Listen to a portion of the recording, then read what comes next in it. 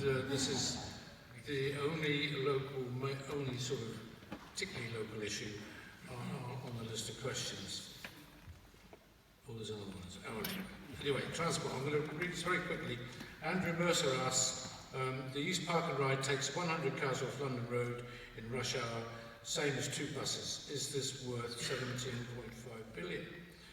Christine Bond says, Highway England won't approve access to Site B should the council 1. Defy Heritage England, 2. Develop Site F, 3. Scrap it. Judy Bailey says, would you use your powers if elected to promote or stop the Park and Ride at Bathampton? Harry Adams talks about Park and Ride. Do the candidates still support the P&R at Bathampton Meadows?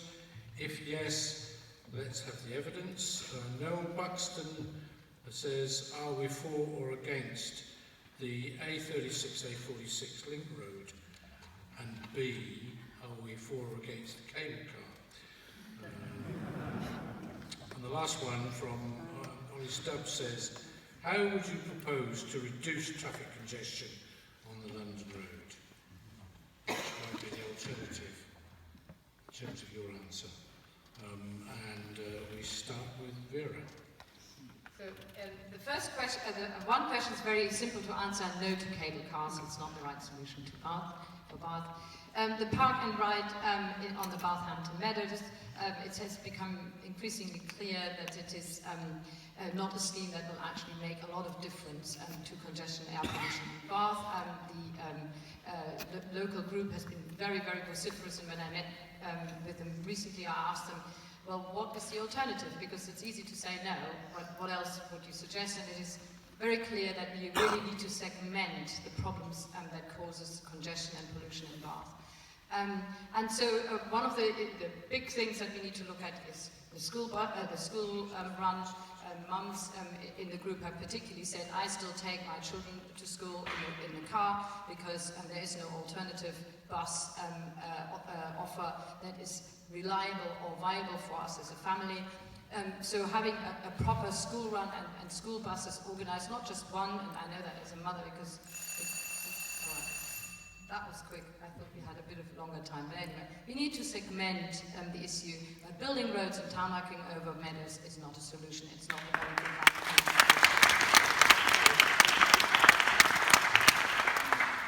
I'm going to be very quick. So in relation to the cable car, I've been opposing this, as it's well known. In relation to the clean air zone in Bath, I think that should actually be put forward. So there's a proposal, and the Mayor's looking at this as part of his £30 million budget already. In relation to the other projects, well, I'm, as you've probably seen in the Bath Chronicle today, the only candidate to be supporting the A36-46 link road, which I think is absolutely critical for removing the through traffic through Bath. And all the other points in relation to park and rides, new train stations, walking and cycling routes and all the rest, well, it was a part of the cross-party transport strategy that was introduced by the last Lib Dem Council. The Conservatives promised that they would actually introduce it and implement it, and now the Conservative Council is implementing that. And of course, if people have their views in relation to particular local council matters, for goodness sake, to make sure you make those views clear to the local authorities. We have. And you won't speak to us, Ben. You won't speak to us. Then you can, of course, come to me. We've tried over and over again. Don't believe him. We've tried many times. Yeah. I was in the council meeting where we sat through 5 hours of public speakers on the Ben wasn't. Park and Ride debate. Ben wasn't. I listened and I voted against it. Because for the Park and Ride, the evidence just isn't there to support the idea that it would alleviate congestion in any meaningful way, and it would ruin forever a very beautiful meadow. A36, A46 link road, I think on paper the idea looks quite good, but it's been talked about for decades, and the reason it's never been done is because there is no option that is both economically viable and environmentally sensitive. Cable car, I think we do need innovative solutions to our transport problems, but I think it's the wrong idea for Bath, and quite frankly, it is designed as a distraction from the loss of social housing at Fox Hill. That's what it's there for, it's never going to happen. And in terms of reducing congestion, not just on the London Road, but everywhere else, the only surefire way to do that is by having publicly owned, publicly run public transport, so that it works for people, not for profit. The fact is, at the moment, if a route on a bus is not profitable but is needed for people, it will be cut. Under publicly owned public transport, you can use profitable routes to subsidise the unprofitable ones that people actually need.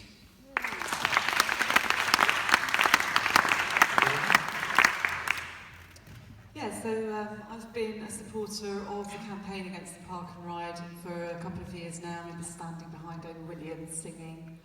A bit embarrassed, but you know, it's a ridiculous pet project by somebody who thought it was a good idea once upon a time. You go there and look at it and think of the environmental impact. We would lose that green space forever. We need to actually, with our transport in Bath and surrounding Bath, we need to have an overhaul. We need to be really brave. We need to be really innovative. It makes me sad when I look at all the buses chugging up and down the hill to the university and I think, all that pollution, why? Why do we need it? As your MP, if I were elected, I would use my influence. I would work with the council to work out on innovative solutions. So I've mentioned in previous meetings things like the council licenses taxis. Let's try and get funding so that those taxis can convert to liquid petroleum gas, LPG, to make them clean, green taxis. Bath could lead the way and things like that. Yes.